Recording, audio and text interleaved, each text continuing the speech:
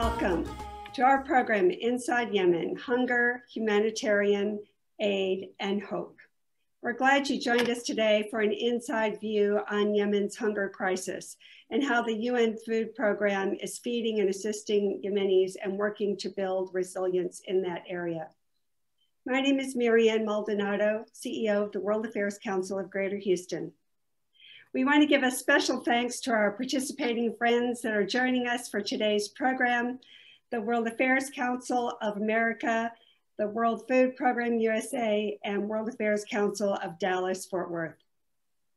So you can find all of our programs on wachouston.org, and then our partner organizations, Dallas-Fort Worth and the World Affairs Councils of America. Now it is my privilege to welcome the President and CEO of the World Affairs Council of Dallas-Fort Worth, who will introduce our guest moderator for the program, Liz Brailsford. Liz, welcome.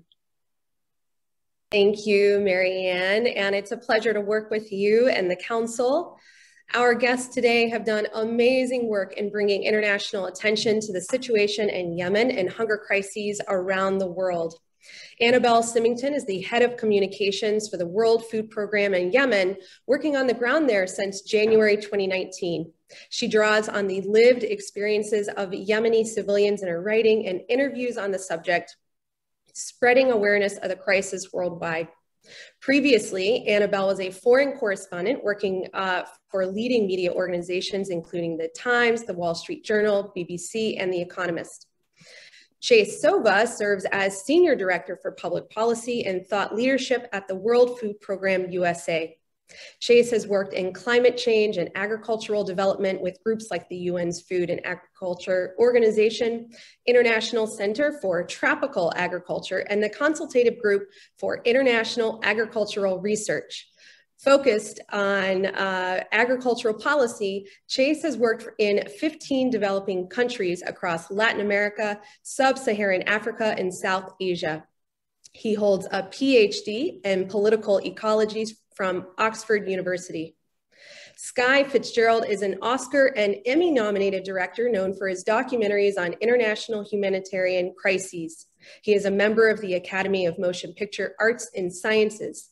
His recent film trilogy covered the lives of refugees in Syria, Libya, and now in the acclaimed Hunger Ward, those experiencing and fighting famine in Yemen. Moderating today's conversation is my good friend and President Emeritus Jim Bach. Jim served as President and CEO of the World Affairs Council of Dallas-Fort Worth for 20 years until his retirement earlier this year. He is now co-host of the McQuestion program on KERA. He is always a treat. It's always a treat to welcome Jim to our programs. And I know we are in for a fascinating and enlightening discussion. Thanks so much to everyone for joining us today. And on that note, the floor is yours, Jim. Great. Thank you so much, Liz and Marianne. And it's great to see all of our friends, and welcome to everyone, whether it's morning or evening. This is such an important topic, and one of the things that I noticed in preparing for today's conversation is how there really are ebbs and flows in the coverage of Yemen. So we are really fortunate today to have three panelists, three participants who have really focusing on this. So let's go right away to Annabelle, who is on the ground in Sana'a. Annabelle, give us your perspective of what the situation is. I know we're going to be focusing on food insecurity, so let's sort of stay concentrated on that, and then we'll broaden the conversation a bit more with some of the others. Thank you, Jim. And a pleasure to be with you all today. So the situation in Yemen is commonly referred to as the world's worst humanitarian crisis. That is a terrible title that Yemen has unfortunately had for around nearly 3 years, 2.5 to 3 years now. Right now in Yemen, around half the population, over 16 million people, can't afford enough food to get through each day. Of that 16 million people, you've got 5 million who are on the brink of famine and 50,000 who are already living in famine-like conditions. So what that means is families who are facing day-to-day struggles to be able to feed themselves, to feed their children. What that means for individuals is, you know, mothers and fathers eating less so that their children can eat. They're eating less often. They're eating cheaper and less preferred foods. And all of that is having a devastating impact on Yemen as a whole, but also children. Right now, around half of all children under 5 are at risk of malnutrition this year. Now, malnutrition permanently damages a child's cognitive as well as physical development and leads to stunting, which is irreversible. So the cost of the hunger crisis that continues to unfold in Yemen is going to be felt not only today by the families who are suffering in Yemen right now, but for generations to come. You know, one of the things that I think people need to remember about Yemen is that the country, really ever since its establishment, has been challenged in having enough food. I mean, 90% of its food has been imported even before we reached this current crisis. And there's been some other contributing factors as well. Talk about Yemen's, for lack of a better word, really inability to control its population. I mean, its population has grown 173, 174% in the last 30 years, and you compare that to some other countries have been able to do more Planned Parenthood and so forth. Well, Yemen, even pre-conflict, was the poorest country on the Arabian Peninsula. So that, and as you rightly say, even pre-conflict, it was reliant on imports for food. It has a very, very weak agricultural sector, and that's something which then through the conflict has been totally devastated. It's also a country that even pre-conflict was plagued by instability, political instability, which has meant that you know, conflict has sort of come and gone throughout the decades. The current civil war that is unfolding is actually one of many parts and many factions. And so while we commonly refer to the two sides, there are actually many other players which sort of further complicate things.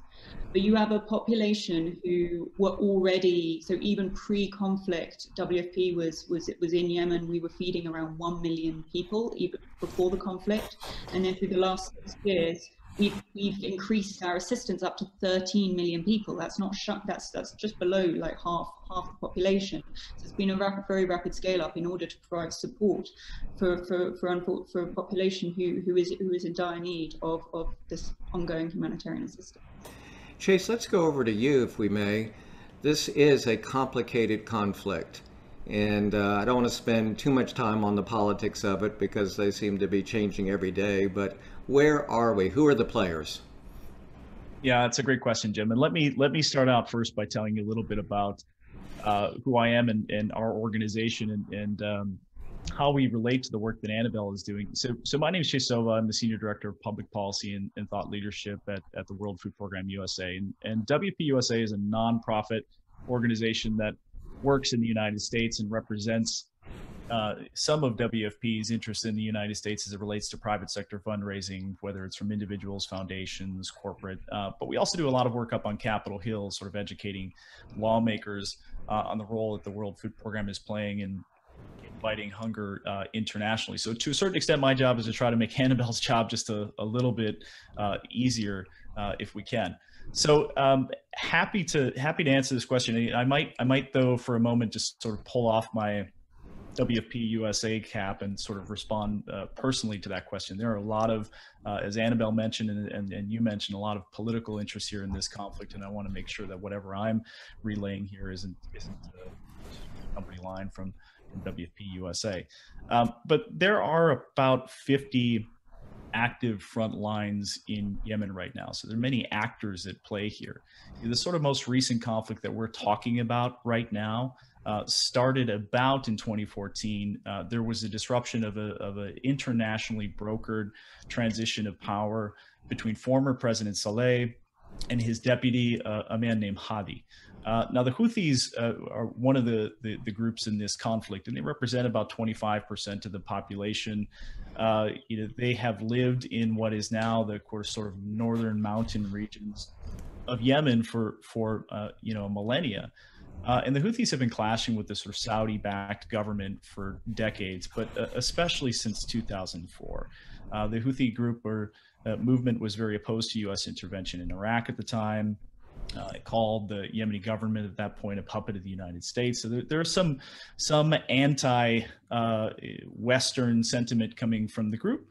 In 2012, though, we had President Saleh transferring power over to his deputy. Hadi Saleh had been an autocratic ruler who was in the country from really since unification in the 1990s and leading that country.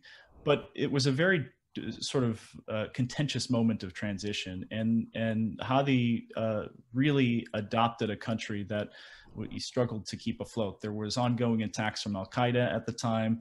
There was widespread poverty, rampant corruption. We saw rising unemployment in Yemen in that period, and power abhors a vacuum. And the Houthis allied themselves with the former President Saleh and took over the capital of Sana'a, and maintained control over much of the country's sort of northwest region. I think you have a map up to sort of. Just took it down, but yeah. So the war really has been, you could describe the war as a bit of a stalemate since that moment, right? With Iran supporting the Houthis and the Saudi coalition supporting the exiled Hadi government. The country has been experiencing 6 years of sustained bombing. Now, there have been other political developments along the way. At some point, former President Saleh broke with the Houthis on national television and was killed for that action. And now the Houthis are involved in a sort of full-on battle for the city of Mareb. And that's the last sort of stronghold for the internationally recognized government toward the east of the country. It's a gateway to the oil fields and to the northeast. It's a major oil refinery in that region. So, ironically, I think we're in a position maybe now where peace prospects could be underlying conflict at the moment. Both sides sort of unwilling to call ceasefire until they're in the strongest possible negotiating position on the ground. But this is a very complicated crisis. It's religious, it's geopolitical, it's a proxy war. It is all the things that make peace hard. And it's put the United States in quite a squeeze because of our relationship with Saudi Arabia. It certainly has.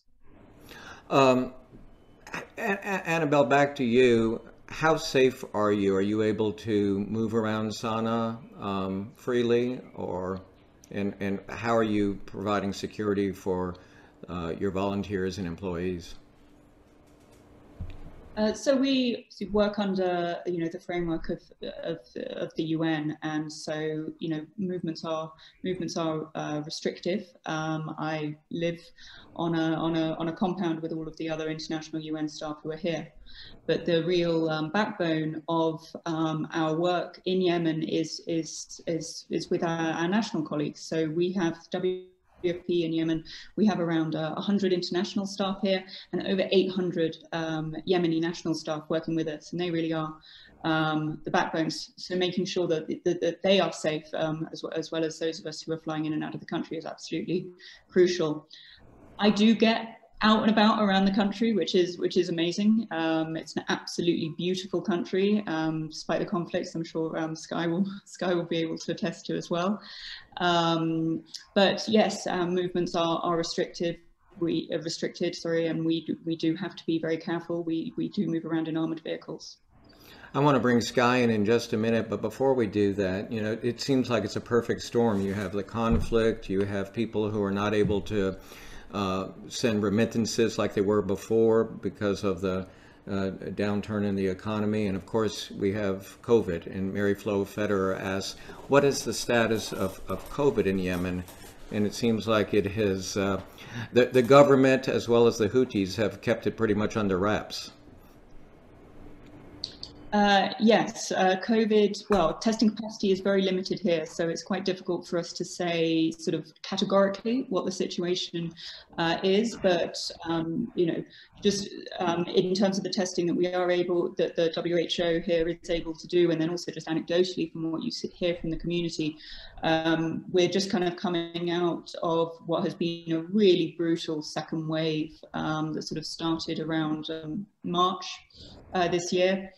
So almost exactly a year after the sort of first wave, and this second wave did seem a lot worse than the first. But unfortunately, you know, for many Yemenis, concept of being able to, you know, stay at home, socially distance, it's just not possible. I remember, so at the very beginning of the pandemic, I was here and speaking to a woman at a WFP food distribution point, and I asked her if she was worried, if she was scared of COVID, and she started off by telling me that they'd seen worse. They've lived through 6 years of war, and then I said, well, and what about, you know, are you going to stay home? What are you, you know, how are you going to manage this? How are you going to protect your family? And she said, I can't stay at home. I have to go out to work, otherwise I'm off. So what do we do? Do we starve, or do we go out and try to continue to earn a living? But unfortunately, you know, that has been a very difficult reality, and many families have had to deal with that. And I suspect vaccines are not there. Not only the direct one, or they're just beginning. So WHO and UNICEF is just beginning the vaccine rollout. Small. So far it's small, but there is. Through COVAX, the vaccines are beginning to come, which is obviously a great step. Sky, you know, it was touched upon when you were introduced, but this is your third film on human rights as part of obviously a trilogy. Tell us about how you chose all three topics, if you would. Yeah, I did the first film of the trilogy called 50 Feet from Syria out of a relationship I had with a Syrian-American orthopedic surgeon who had trained in the US but never returned to Syria. And when the civil conflict started and the uprising started in Syria, he wanted to find some way to contribute his own skills as a surgeon. And so I partnered with him as an ally and sort of documented his volunteer work as a surgeon on the border of Syria and Turkey, operating on refugees flowing across the border. And that, as that crisis only grew and the refugee flow from Syria grew and scaled up, I started to talk with many colleagues in the NGO field who articulated very clearly how how the Syrian refugee flow was shifting to the Mediterranean. And that led rather organically into my second project, Lifeboat, where we documented asylum seekers attempting to reach Europe across the Mediterranean. And when I was sort of doing my due diligence and thinking deeply about what the third geolocation would be for sort of studying the global refugee crisis in the region, I really felt like Yemen was a story that continued to lack traction in the media ecosystem for a whole host of reasons. Obviously, that is a whole nother conversation, I think. But I felt like, specifically as an American whose government is complicit in the conflict deeply, and that very few Americans know about, it was a topic ripe for a cinematic rendering that could reach people in a different way, that wouldn't just immediately disappear from the media ecosystem like so many broadcast stories do. And so that's the point where I decided I had perhaps a rather unique skill set and opportunity to try to bring this story to specifically a Western audience in a more foundational way, in a way that would have a little more traction and have a longer lifespan, frankly. So that was the intent and the catalyst. You know, as we talked about, it's very difficult for the media to get into Yemen. How did you get authorization to do it? Who supported you? And well, so I come from a very different position than Annabelle for example, and Chase, you as well, because I have both the opportunity and also the risk to operate in a very different way than an NGO, right? I'm not an employee. I get to make my own decisions about how to build a team and how to go about these things, and that's high risk, high reward, right? And so I didn't have a huge partner to go to the embassy with and say, I'm trying to do this thing, you should allow us access. Instead, I had to navigate very carefully sort of the community of colleagues, journalists, filmmakers, who had already successfully navigated that very challenging landscape of legally gaining access to the country. And I want to emphasize legally, right? Because as you probably know, there was a CNN team that got into Yemen several months ago and had to go in through the north because they couldn't get the proper permission from the Hadi government. So that was an option on the table for me, but it wasn't one that I wanted to do, because part of my paradigm for the film was that I wanted to focus on a clinic both in the north and in the south of the country, to demonstrate what I thought would be very similar challenges facing healthcare workers and the civilian population, regardless of where they were in the country. And so what I did was we started conversations with the embassy in DC, the Yemeni embassy, and that set of conversations involved 2 trips to the embassy, a lot of conversations about what we were doing and why we were trying to do it. And there was a parallel track conversation happening with Ansar Allah, with the Houthi de facto government in the north. And you know, I don't know Annabelle's view on this, but my view, having worked in the country for significant chunks of time, is, you know, the Houthis, you know, they are a government. They have their own system of government. They are governing in the north, regardless of how you feel about the nature of that government. And so we really knew that we had to also get permission from them. And so we had a parallel track conversation going with them, and we were able to sort of somehow make sure that those conversations happened, and sort of there was a confluence at the very end where we got permission, visas from both to enter the country during the same period of time. It was nuanced and tricky, and we couldn't really tell either party that we were doing this with the other side, but they didn't ask either, so it worked for us. Well, we don't want to, you know, give away Hunger Ward, because I really do hope everyone watches this film, as I did last week. How can people watch it? Tell our audience about how they can watch it for free or they can pay. Yeah, so Hunger Ward is available right now in about 45 countries or so on the Paramount Plus network, if you're a subscriber to that CBS entity, or Pluto TV, which is a free app for smart TVs. So it is available free, or if you're a subscriber to Paramount Plus. Annabelle or Chase, what do you think has been the response of the film, and how has it helped you, if it has, in your work? Either one. Well, the film is absolutely beautiful, and I think in terms of how it and is led by these 2 incredibly strong characters, a nurse and a doctor. Their passion and dedication as Yemenis supporting the children around them is incredibly inspiring, and I think really brings out the human element. When we talk about the crisis in Yemen, sometimes the numbers are quite overwhelming. We talk about, you know, 16 million people facing hunger, 5 million on the brink of famine, WFP supporting 13 million with food assistance. And then what the Hunger Ward does is tells you the individual stories behind that. And I think that's what we need to remember.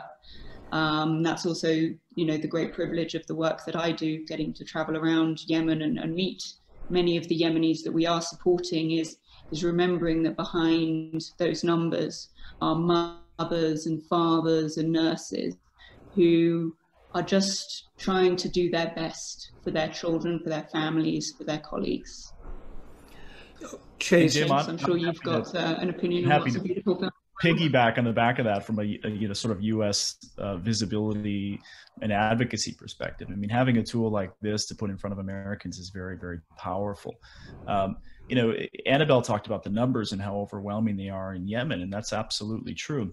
But globally also, we have huge hunger numbers skyrocketing in a multitude of places. And so getting media attention on one hunger emergency in the context of overlapping hunger emergencies is really a difficult play. I mean, right now around the world, we've got about 270 million people who are facing crisis levels of hunger. There are just news yesterday that we're seeing increased pockets of famine around the world that incorporate almost 600,000 people in about 4 to 6 countries. So here we are in the 21st century. Hunger numbers are on the rise over the last 3 or 4 years, and you have these sort of smoldering emergencies like the one that Annabelle is working, but it's stacked on top of emergencies like Syria and Northeast Nigeria, and now Mozambique and Ethiopia. So having a very powerful tool that we can put in front of American market that shows those very human stories is a very powerful tool when you're trying to break through. You know, and the World Food Program has a budget, an operating budget, and needs of about 15 billion with a B this year. Dollars, and that's a huge amount of money to raise. Now, governments are going to step up and provide as much as they can, but there's going to be pretty massive funding gaps this year for the United Nations World Food Program. You know, and if you see a funding gap of maybe $5 billion against what is needed, you know, that's translating into almost 10 billion meals that aren't being delivered by that organization. And so it's a really powerful tool to help us break through what is becoming a tragedy on top of a tragedy on top of a tragedy as these hunger trends head in the wrong direction. Chase, I don't know what the excuse me, what the situation is with U.S. funding, and like you to mention that, but I did see that just a few months ago the UK cut its support by 60%, and many other countries have as well. Obviously, or not surprisingly, perhaps I should say, Saudi Arabia and the UAE, who had pledged money earlier, have cut their funding. Elaborate on that, if you would. Yeah, well, let me provide a little even more context. I mean, I mentioned earlier, I spend a lot of my time up on Capitol Hill, and we work with lawmakers in the United States, briefing them and making them aware of the work that WFP is doing and on the general problem of hunger as it exists around the planet.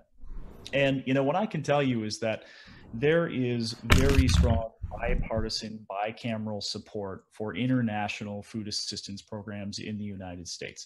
So the reason that in part that we exist at WPUSA is to make sure that that pipeline of funding continues year in and year out. And in any given year, the United States government is going to provide between 30 and 40% of WFP's total receipts. And so it's a huge donor, the largest donor in the world in that regard.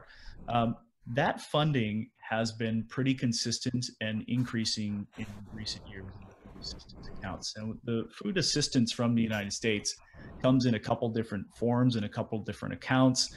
It's managed across both USAID and USDA to federal agencies. So it's a sort of complicated thing, but here's what I can say is that both our commodity-based assistance accounts, where we're buying American commodities and shipping them abroad to places in need, and our growing cash-based assistance, both of those accounts have grown or at least remain level in recent years, and we've seen a pretty good surplus from Congress in the American Rescue Plan for some international funding for international assistance. So the pipeline, I think, is fairly strong for assistance coming from the United States, and certainly isn't waning in this period, and didn't necessarily wane over the last 4 years. And so I think you know, the trends are looking good there.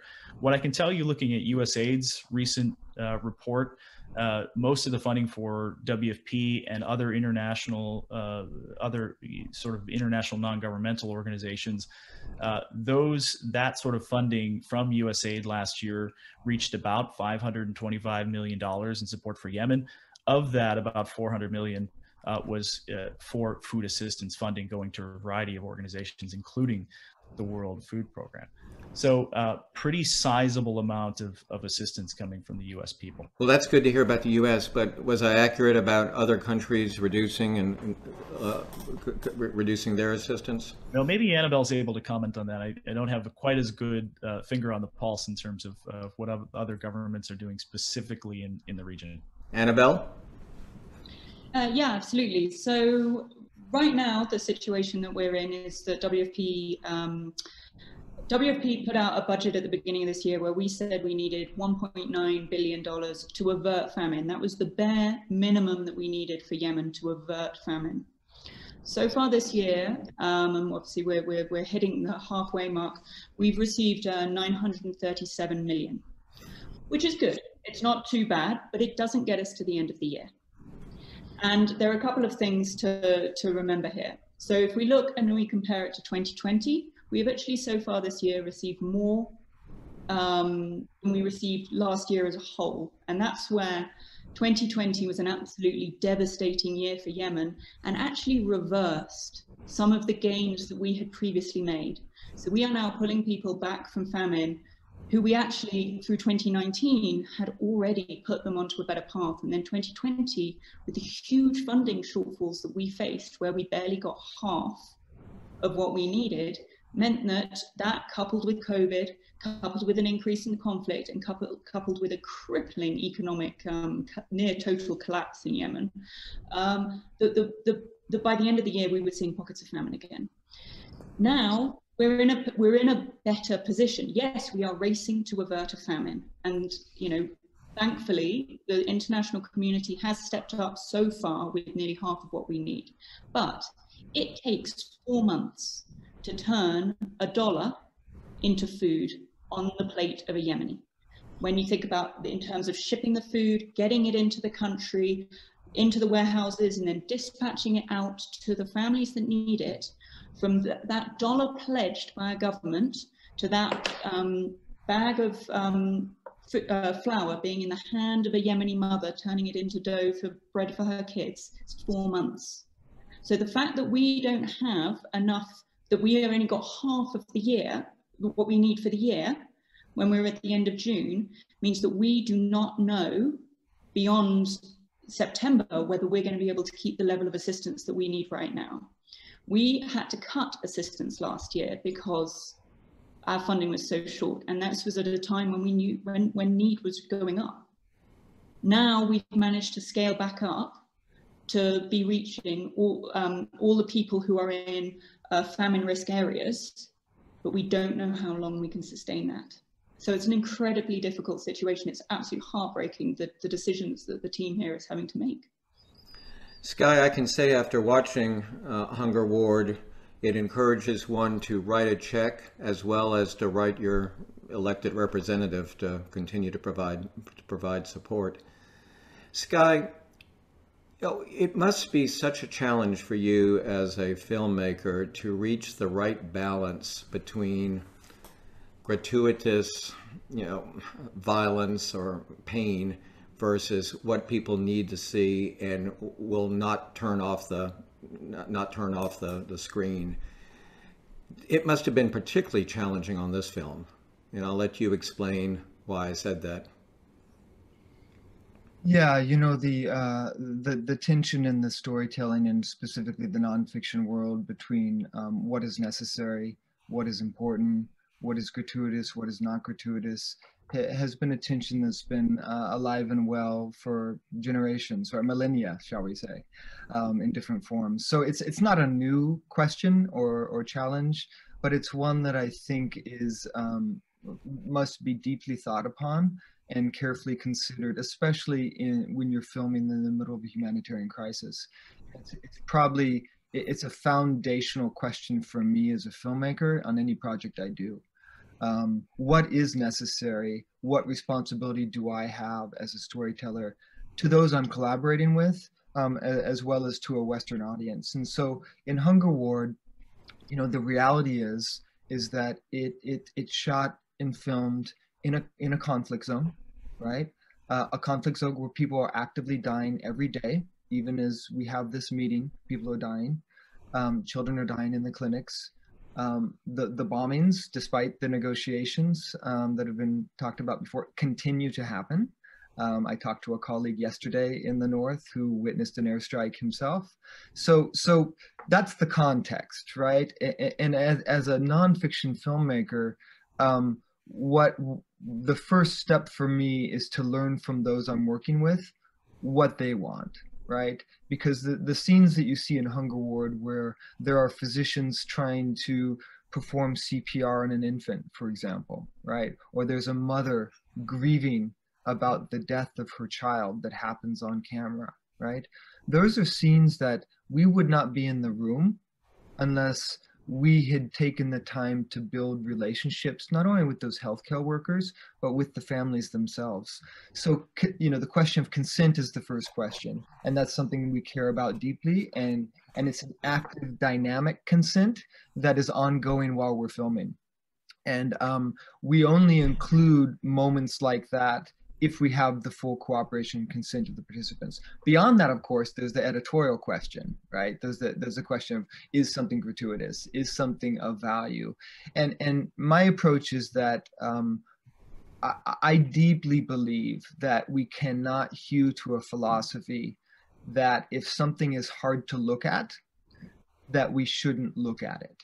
In fact, I believe there is such value to seeing the difficult things, to seeing the things that are harrowing and hard, for us to understand the real impact of war, for example, right? I think back to images that came out of Vietnam, right? Of the 9-year-old girl being hit by napalm. Think about the catalyzing effect an image like that can have. I feel that the position that I was in as a filmmaker in Yemen was that I had the opportunity, because I built the trust with these two facilities and the families, if the families wanted me to show the real impact of hunger in Yemen caused by the current conflict. And so in each instance, if a child died in front of us, if the family wanted us to film it, we would film that experience, no matter how intimate. And then we would have a conversation with the family afterwards. And the thing that surprised me consistently was that during those conversations, every single time, the families, they almost begged us to include these scenes in the film. And the refrain over and over again was, people need to know. People need to know that I lost my child due to hunger in 2020. And they felt like if people don't know and don't see it with their own eyes, they won't understand what's actually occurring. So that was a mantle of responsibility that I took and take very seriously. That was a question before us every single day we filmed. Well, it shows in how the film comes across. You know, congratulations. Let's bring in a question from Ray Termini, and this will probably go to you, Annabelle. Please explain the refugee problem in Yemen. He says, I understand that millions of Yemenis have been displaced from their homes, and that as well, Yemen continues to host refugees from Somalia. Yes, absolutely. So around 4 million Yemenis, that's out of a population of around 30 million, have been displaced by conflict. For many of them, more than once. So often I meet, when I'm out in camps, meeting families who have been displaced 2, 3, 4 times by the conflict, each time life getting harder and harder. And then on top of that, Yemen remains a country which sees many people fleeing from conflicts in Eastern Africa.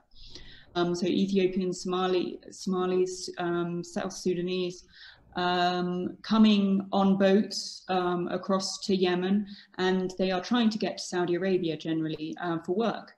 But they get tied up in a brutal conflict here, and unfortunately many also die on the crossing. Just last week, a boat carrying around 200 migrants, that's the estimate, because actually no one knows, sunk just off the coast of Yemen, killing nearly everyone on board. So it is an incredibly difficult situation for these migrants. WFP does support them in camps as well as the IDP, the internally displaced population, who are a sort of absolute priority group for us in terms of the food assistance that we provide. And in terms of the way we provide that assistance, we do 2 things: rapid response rations to families who have just been displaced. So that's where we are making sure that families within 7 days of them being displaced, that we are getting ready to eat food. So things that they don't need cooking materials in order to be able to eat. So it's sort of canned foods that we're getting to them within the first 7 days. And we're doing that in coordination with UNFPA and UNICEF and UNHCR. So we provide a whole package where they get shelter, hygiene kits, and then the food from WFP. And then after that, we're looking to get them onto our monthly food assistance as quickly as possible. And that's where we're delivering staple foods. So we're delivering flour, pulses, oil, sugar, and salt. And making sure that then on a monthly basis that those IDP populations are receiving that. Jim, could I build on that just for a second? Of course. In addition to what Annabelle just articulated in terms of the larger context, you know, we, because we were in the field the entire time, we were there, we pursued stories in many parts of the country, and we spent some time in a small town called Al-Azra on the western coast of Yemen, which is one of the landing points for immigrants coming across the Red Sea from the Horn of Africa. And in addition to what Annabelle articulated in terms of the challenges of both IDPs and external asylum seekers entering Yemen to try to make their way up the west coast to enter Saudi Arabia, there's a whole nother community of traffickers that has developed along the west coast of Yemen, which is an incredible problem right now. What happens is that there are Eastern African traffickers who are now working with Yemenis, with Yemeni traffickers, who, as soon as asylum seekers land in Al-Azra, for example, they're met by a truck, and they're loaded into a truck and driven about 10 kilometers away to what's called a hooch. And they're essentially held and trafficked for a period of time until they can receive funds via Western Union, via Venmo, via mobile apps, in order to be released from this imprisonment. And so it's turned into a trafficking ring, much like Libya has, where this human displacement has been exploited into human trafficking. And I interviewed several of these asylum seekers who had landed in Al-Azra and then who are actually in a clinic that World Food Program was supporting. And one of them had just been released the day before. And I won't go into the details now, but the experiences that human being bore and somehow survived before he was released simply for being an asylum seeker are so harrowing and so horrible that we should all care. It's happening actively right now. It just shows the ramifications of this conflict on so many levels. Walter Ulrich has a really interesting question. It's one of the things that I know you all are well aware of, that a lot of the foreign assistance goes on the black market, is stolen, pilfered. And Walter asks this: Medical Bridges is very concerned about the healthcare infrastructure in Yemen, where Medical Bridges has served before. Do either of you have any advice on how we can get medical equipment and supplies safely, legally, and assured it will get to those in need? Annabelle, perhaps you should take a stab at that. Well, in terms of the need on the medical side and healthcare side is absolutely critical. You know, that only half of all healthcare facilities are currently fully functioning in Yemen as a result of the conflict. Definitely getting. I don't have advice on this particular, like how to get this, medical equipment in, because that's unfortunately not my area, but WFP does support WHO with its medical supplies, but I'm not sure what the best way for individuals to be getting supplies in. Unfortunately, into the north, the airport is closed, and so the only main access point sort of to commercial air travel is through Aden in the south, but you do see the greatest levels of need in the north. So I'm sorry not to be able to answer terribly effectively, but it's certainly needs to be a concern. Skye, since you spent so much time in various hospitals and health facilities, how did you see the level of care and equipment? Well, to me, I would separate those very, very clearly, care and equipment. The care is there. The ability to treat severe acute malnutrition cases and moderate acute malnutrition cases is there because the medical workers really, truly care and are committed to that care.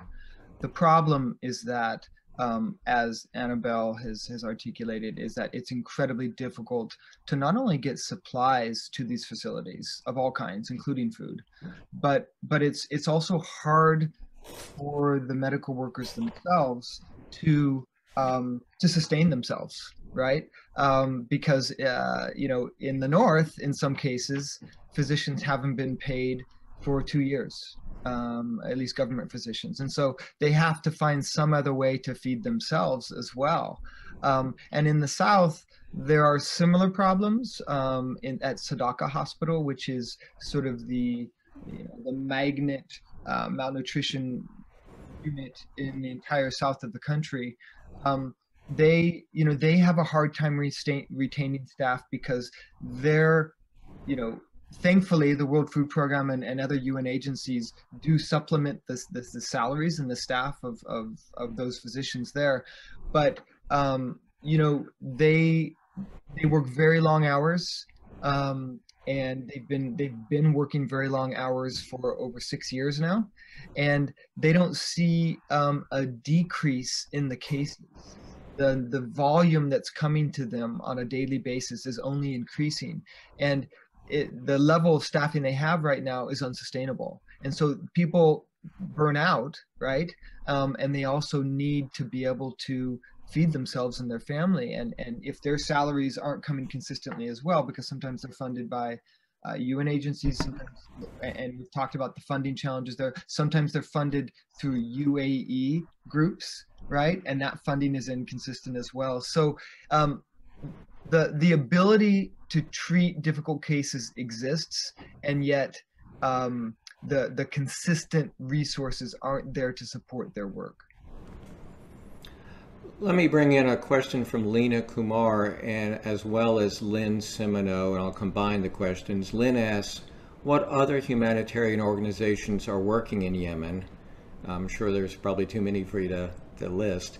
And Lena says, how do you work with other agencies or each other to have an impact in Yemen? How do you work with your local partners? Thank you both for those questions. Annabelle, I suppose you'll probably be the best to respond to those. So the humanitarian response here between all of the different partners is incredibly linked up. So it's actually run through a series of what we call clusters.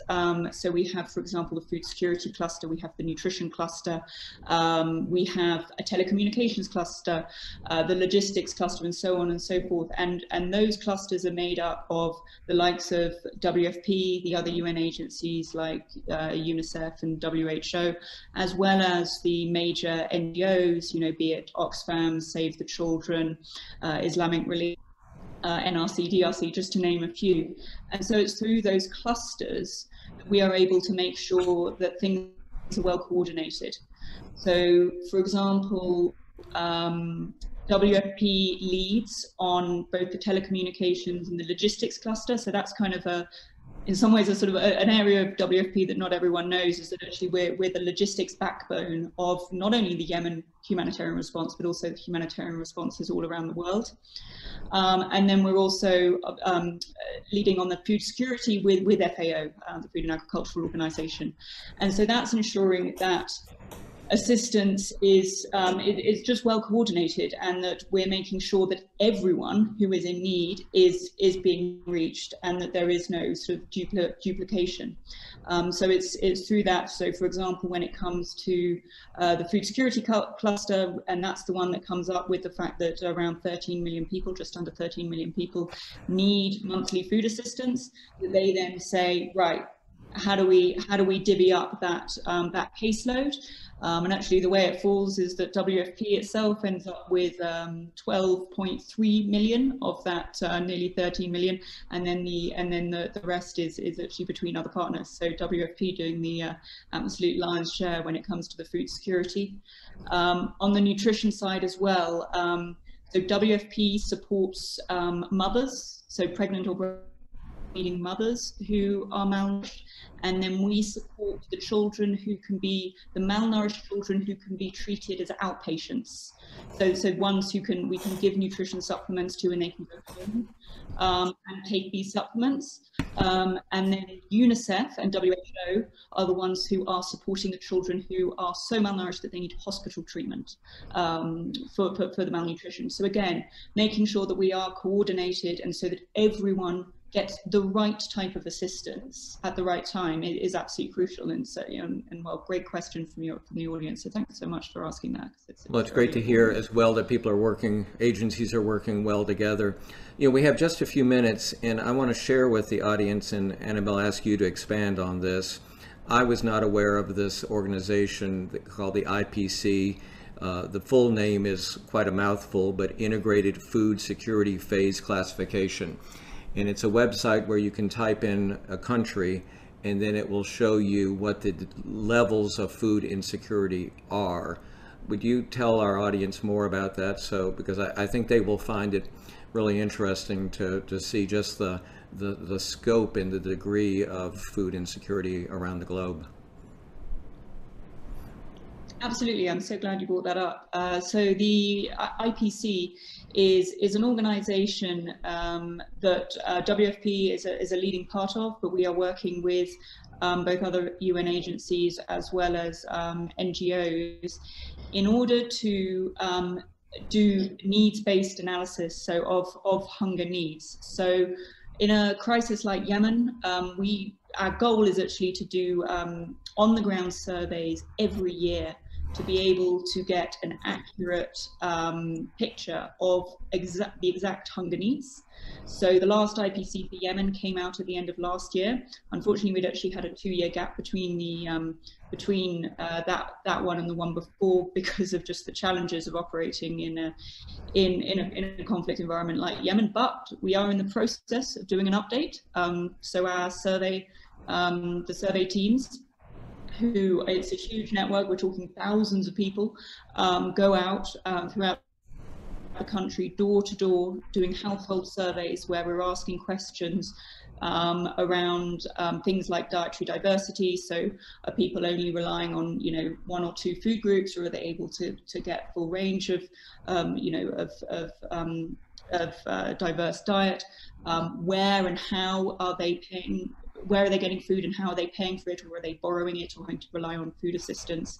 And then the kind of coping strategies that they're having to resort to if they are hungry. And it's through that you would have a famine declaration if it was required. And so actually a famine declaration requires some very, very high levels of sort of burden of evidence. So you have to be able to show that there are a certain level of food consumption gaps, so at least 30% of the population facing acute food consumption gaps.